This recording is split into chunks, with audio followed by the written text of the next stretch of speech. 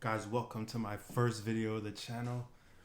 And let me tell you something. This Manchester United game might be the turn we needed as a club in general.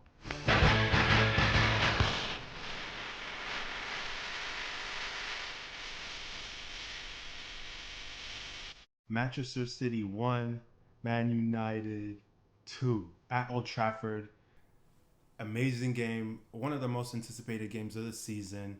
And I let me tell you something. I woke up at 4:30 a.m. this morning here in LA just so I could watch the game, spill water on myself, just trying to get downstairs.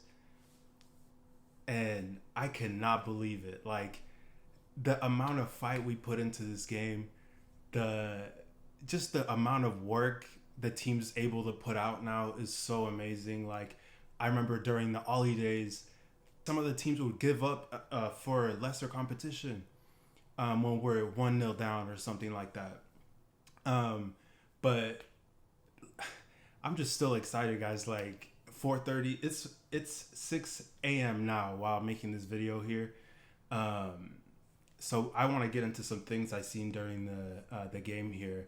But starting off, it was like a little cagey. You could tell both teams are kind of like trying to fill each other out, see what's happening. One thing I noticed in like pretty early on is De Gea, his distribution is now like even more evolved than it was before. Before he was, we know how De Gea was. He was kicking the ball out of bounds to opposing teammates.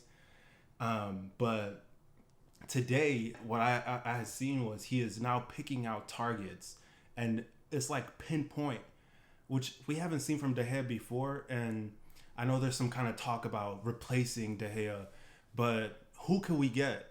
Who instead of this guy? You know, he's picking out the targets. Another thing I noticed first half was we were pressing and catching City off guard each time. I just wish we turned our chances into goals. There was a couple of Marcus Rashford chances in the first half. Um, but other than that, Fred, amazing. I know this guy gets a lot of stick, and rightfully so for the past, but the last few games we've seen Fred, he has done the job we knew he could do, like when we signed him. And I'm just so glad that he's getting a chance to show that now under Ten Hag's system. Um, we and something about the pressing also I noticed is when we press, we are now more patient. People are not like some of the players are not making silly mistakes here and there, breaking the press in general. Now we're doing, you know, team press, and so everyone is just gonna have to stick to their position, be patient, and patience was key the first half into not conceding any goals.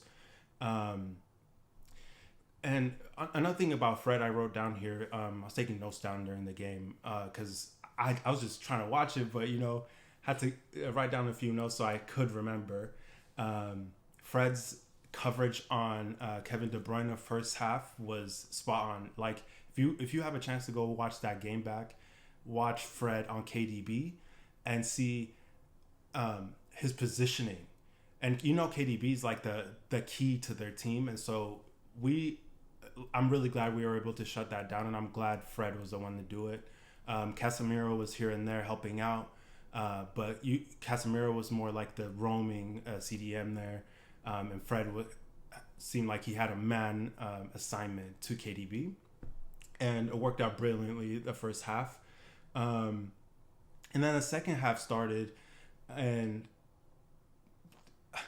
it was tough to gauge. We started off a little slow, I felt like, and then Man City. I don't know what Pep had told them during halftime, but they pretty much had all the ball like to begin the second half, and that's when things got started getting worrying because you started seeing these passes into the center where it wasn't happening first half. Now all of a sudden KDB's getting the ball, uh, Silva's getting the ball, and it started other chances. They're kicking out to the wing, to the center. And one other thing about the second half is you started seeing crosses into the center. Holland was pretty much ineffective the first half. I think it's fair to say. And then we started seeing crosses or attempts. He didn't really get any clean chances. I don't think. Um, and that's just a testament to how well Varane and Luke Shaw, by the way, as a left center back, uh, with his position being left back to begin with, it's amazing to see. I just can't wait until Martinez is now like fully fit and comes back into this team. But we have to have a discussion about Luke Shaw getting that position.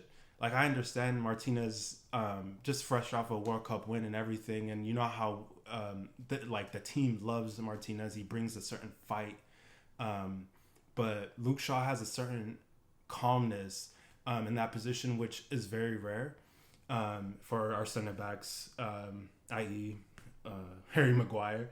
But that was really nice to see. And one other thing I noticed, game changed, and I think that's when I started getting worried, and I think a lot of United fans started getting worried because we know once Man City scores that first goal, it's going to be very hard to get back into the game at all, because with how much they control the ball, it was like 70% possession for them, like second half or something like that, and that like we with 30%, unless you're counter attacking, there's not really much you could do. And so I'm glad, like, this is what's different about this year's team. Eric Ten Hag's team is the ability to not panic and make silly mistakes even when you're 1-0 down. And it was just so amazing to see Bruno's goal. And by the way, about that goal, I know Man City fans are going to be like, oh, clearly Rashford was offsides and he affected the play leading up to Bruno's goal. But if it's within the rule book, anything is allowed to go. Like, if it's within the rule book, it's allowed. And so the refs felt like, or VAR, in fact, felt like it was a clear goal. And so it stood. And so I don't want to hear no type of excuses about that. I remember a lot, like so many times where we just, people would tell us, oh, like, it's just within the rules, whatever, when, stuff like that happened to us. And so what? It happened to City now. So what? Let it happen. Other than that, though, brilliant game. That second goal, by the way, that Rashford has scored is pretty much, we could say, Garnacho's goal.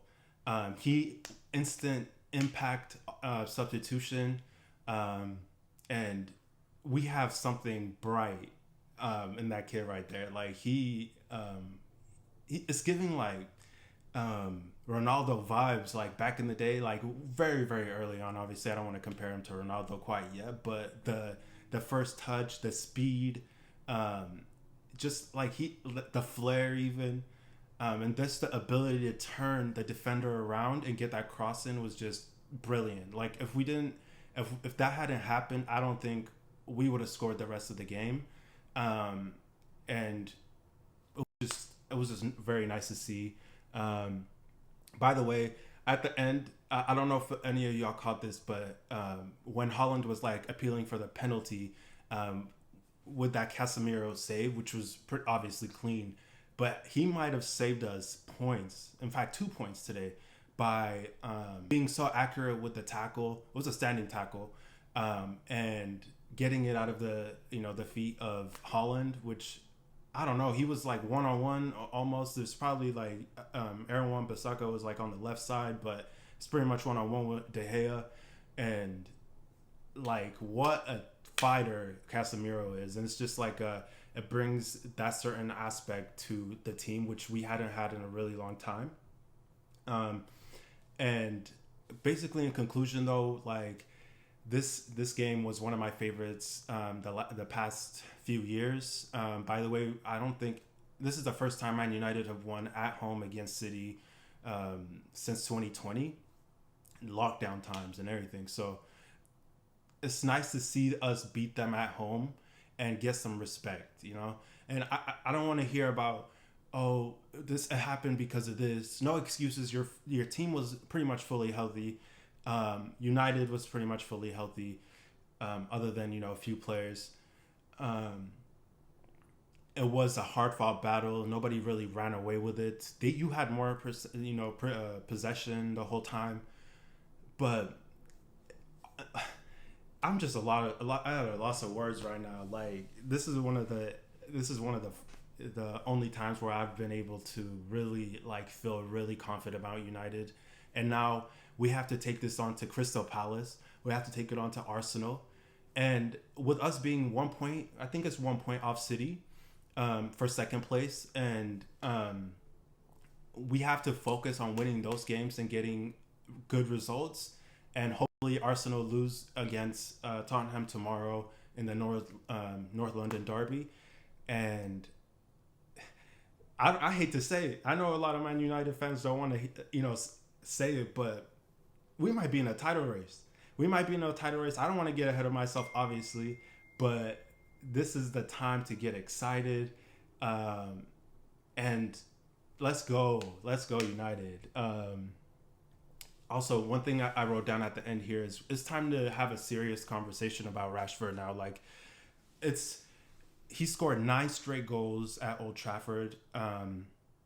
It's it's amazing. Like the form he's in right now. Like I don't think I've ever seen him this hot. He just he just seems to be in the right places to score goals, and that's just something you like to see from like a striker. Or I know he played striker at the end for a little bit, but on the left today he was kind of he had a battle with Kyle Walker, and Kyle Walker kind of has that pace to keep up with him, and I think that kind of bothered him a little bit. But we saw him get a few clear chances at the beginning. There's one where his second touch kind of got away from him, and when the keeper came out, Ederson came out, and but other than that, like we need, I don't know what else. I'm gonna make another video about getting into deeper into that, because Rashford has just been on the form of his life, and it's time to have a serious conversation about that. And that's pretty much it. I hope y'all enjoyed the game as much as I did, and let me know what y'all thought. This is my first video, obviously. Welcome to Unitedology. I would like to make more content, so let me know if you have any suggestions as to what to make. But let's go United.